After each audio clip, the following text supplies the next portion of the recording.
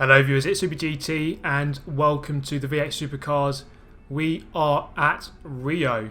It's going to be a very interesting one because Rio isn't a track you typically associate with close, clean, amazing racing.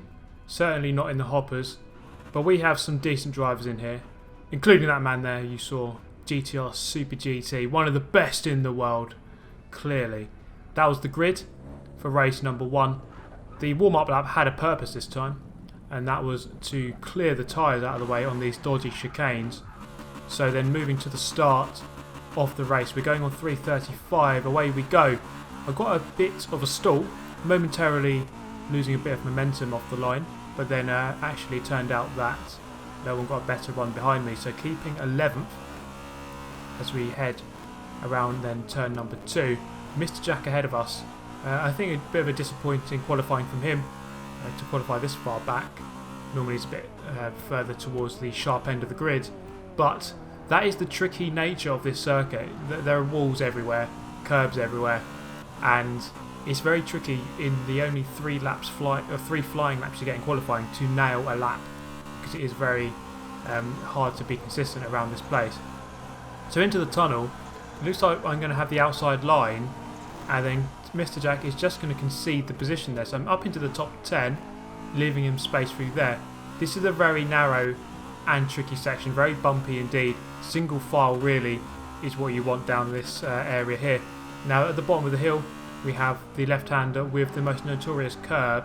That curb is going to make many appearances in this video, I can warn you right now.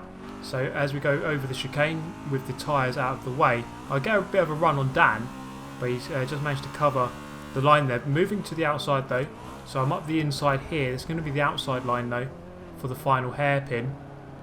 Knee up ahead with a bit of trouble, and I'm just going to graze that wall there and lose a bit of momentum going into the side of Mr. Jack, who's now under threat from Hayasa, as we round out lap number 1 of 14, or 13 sorry.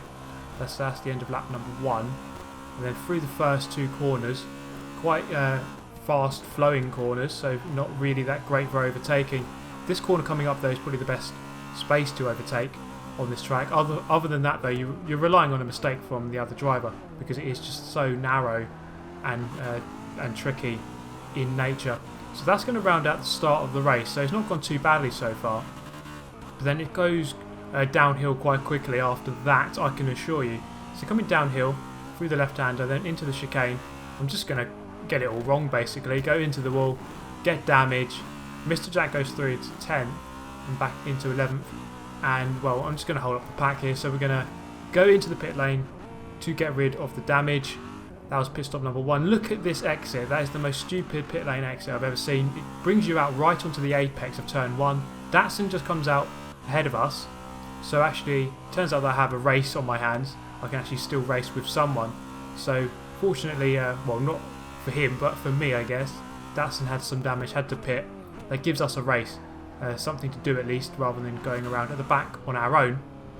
We had a safety car incident. I didn't catch it on camera, so I didn't know exactly what happened. But this is the restart then, as we round out lap number 6, crossing to start number 7 of 13. I'm in the 14th then, so it hasn't gone well at all. We have Roadrunner behind, who was involved in the 3-car pile-up, which triggered the safety car.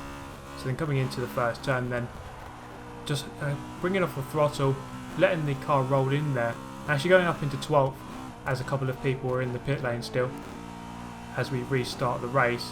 And then through the second turn, into the 90-degree right-hander, braking on the black board on the left-hand side. And then we're in decent there. Again, the curb on the exit is very tricky to get right, so you have to hold off the throttle a little bit. Roadrunner's going to get a run as we go up the hill.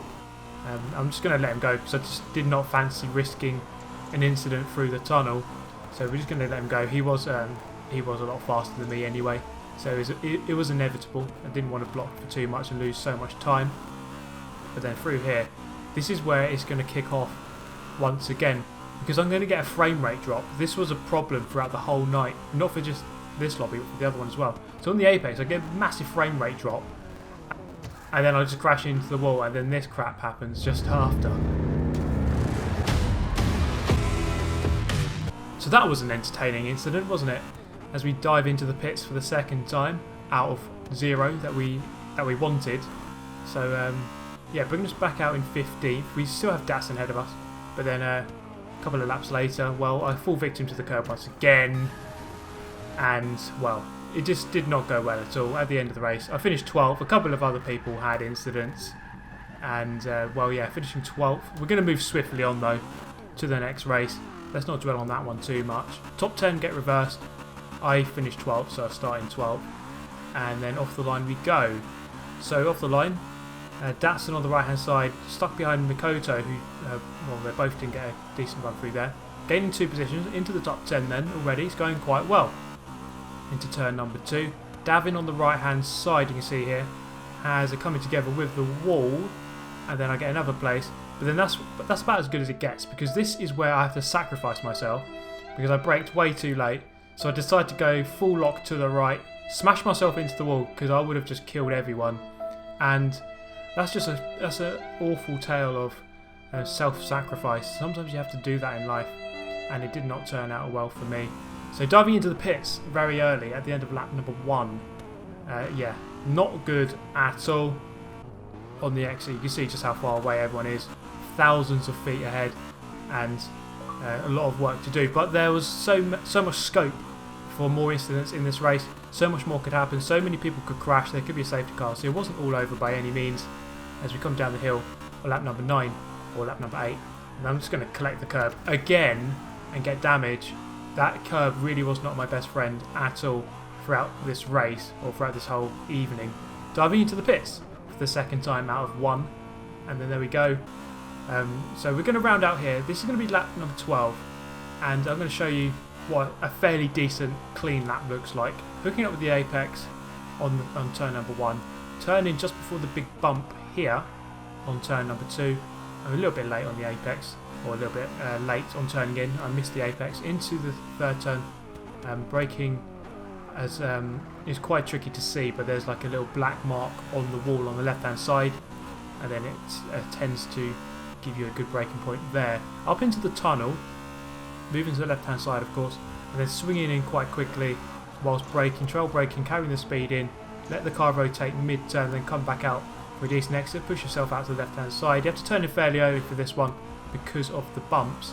Carry the speed right out to the wall on the outside, and then coming downhill, this is the tricky one. This is the hard one to get consistently right. Move over to the right hand side. The best thing to do is take that line where you just don't really go in too early, and then through here you just have to be very brave and committed near to the wall. Push it to the outside once again, and then just a couple more corners left to do on the lap, hooking it into the left-hander before going down into second gear for the hairpin at the end. There we go, that's a decent lap. So it's possible that I can lap fairly quickly. I think it was 30.6, 1 minute 30.6. Capable, I think, of doing a 29 if I really hooked it all up together in one good lap. But that was about as good as it gets really, because we're going to skip here to lap number 19, or 18, sorry.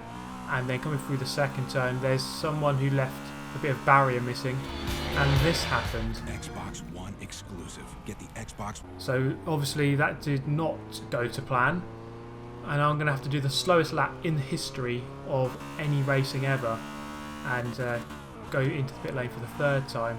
And then, well, just to rub it in, we get more damage. I just completely gave up by this point. I'm in last by about 2 million miles. And then there we go, pit stop number 4 of 1. So yeah, good going there, guys. And then by the end, I was completely given up. So thank you for watching, guys, and I'll see you next time. And his name is John Cena.